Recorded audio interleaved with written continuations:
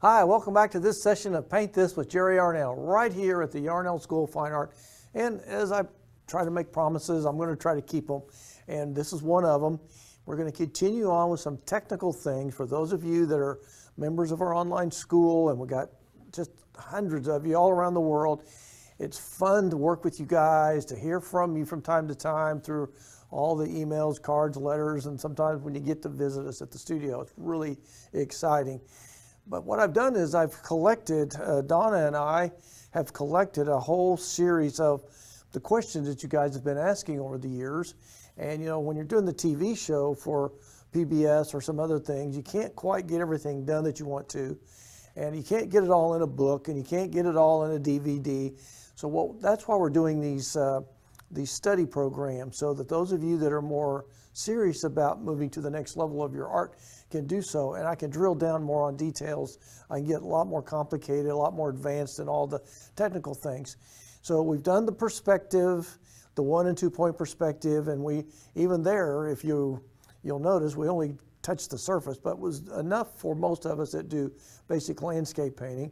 Now we're going to work on another very misunderstood thing, and that's color. And so this program or this lesson is going to be called The Art of Color, how to create the proper balance of color in a painting using all the different formulas. And I do several lectures off and on throughout the year on this, and it's really fun to bring in some subjects like, okay, how do you mix the color for this or that? And there's so many cool formulas for flesh tones and even the color, just black and white. How do we use these things correctly? What's a monochromatic painting, and how do you do all that stuff? So we're going to spend as much time as we can here without going too far and try to drill down on some of the things to answer some of your questions. So the first thing we're going to do is just start with the basic things. Now, I know all of you know that blue and yellow make green, and so everyone knows that, and red and blue make purple. So those are simple things. Most of you know that, and any of you that have a color wheel, and most of you should have one, this is what a color wheel looks like. And this one's not too complicated. You can buy some real complicated ones. And there's a front and a back. And these are some of your mixtures they show you, all kinds of instructions on how to use them. I recommend all of you find one of these. Most of your local art stores will have them. If you can't find one, we certainly have them at our studio. We can send one to you if you need one. Also, another good item is the grayscale and value finder. I would recommend every single one of you get one of these, because all of you know how much we discuss values in painting. If you don't understand values in painting, you're never going to get depth, you're never going to get form, you're not going to get all the things you need to make your paintings look dimensional. There's hardly a day that goes by. It just happened yesterday, for instance. I had an art class there at the studio, which we have every week, and there was a fellow that had painted a white horse. And I wanted to tell you this because it kind of helps me explain to you what this is all about. So he saw this white horse, and he loved this white horse, and he wanted to paint this white horse. So he brought it in, and it was all white. And he said, I hate this painting. And I said, well, why do you hate it? He said, because it looks flat as a pancake. Well, when you look at something and you try to paint it like you see it, if you don't put the shadows in there, you're not going to have dimension. And all he did was show you a white horse.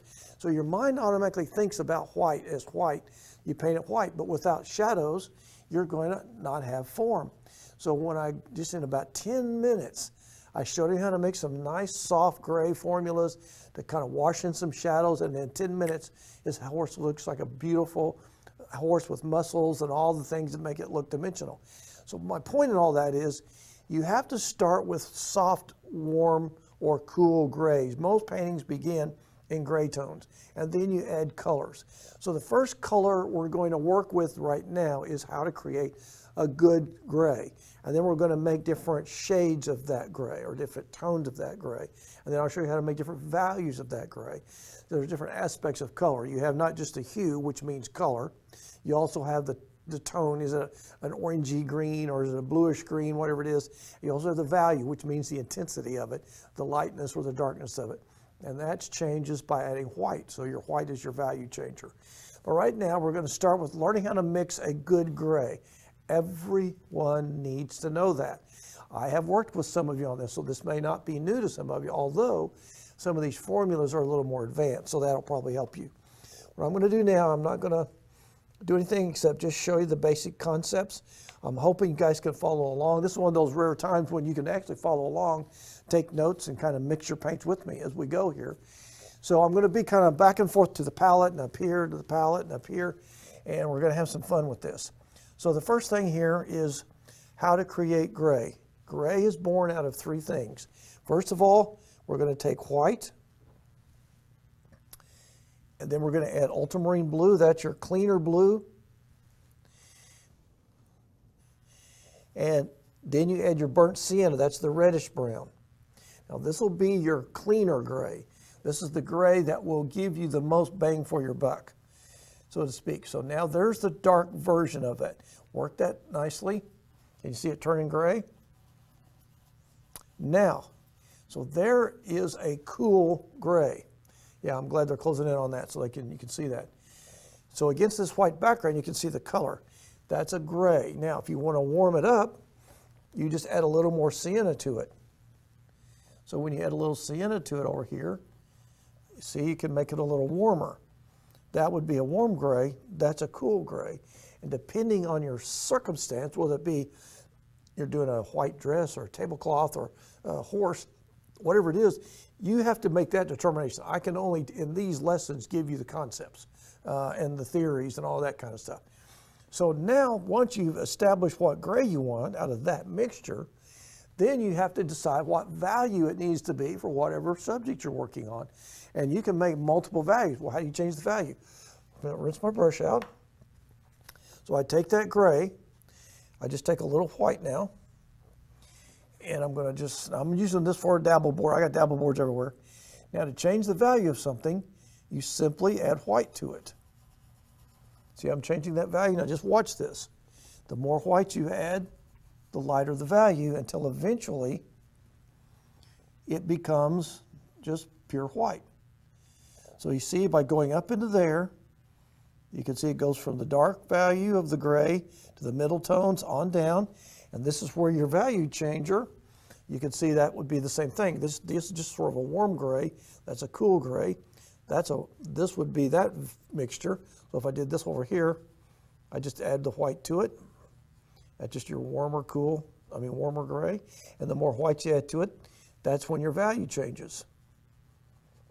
So you see, that's how you get those tones. So so you can see that's probably close to a value 5 right in that area. So what I would do is make you some little swatches like this. Learn. I'm going to just tell you right now, folks, and I know a lot of you have seen me do this before on TV and talk to you about it in person if you've ever taken lessons from me. But gray is your best friend.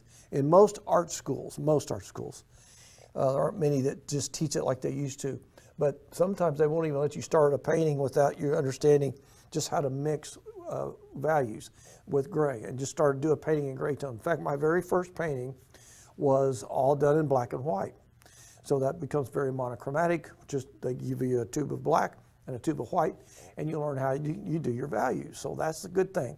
But I like to mix my gray because it has life.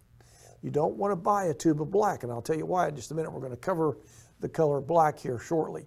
So that's gray in its pure form. Now, say for instance you have something that's got to be a tinted gray, okay? Well, once you get your gray, so I'm going to go down here now. Now you guys notice I'm still using my dirty palette. That doesn't change. I will go back down here now. I'm going to take the blue and the brown and the white, and I'm going to I'll get some out of here. All right, now so you can make a light gray, dark gray, whatever gray you need. That's just up to you and your situation. But say it calls for it to be more of a greenish gray. Well, what are you going to do? That's pretty obvious. Add a little Hooker's green to it. And then you can now have a gray that's on the green side. So now you've got a greenish gray. That's still called gray, but it's now tinted to create another tone of gray, okay? So it's on the green side, and I'll prove this to you. Now in its pure form, whenever you do colors that are real dense like this, you can't see the color that well. But then when you add the white to it to change the value, you can generally start seeing the green tint come out just a little bit. And obviously, the more green you add to that, see the gray gets more, the green shows up more. See, so there's a greener tint of your gray. You do that with all of these grays. You start with the basic gray, burnt sienna, just want to make sure you get this formula, burnt sienna, ultramarine blue, and white. That's your base formula. From that base formula, you can create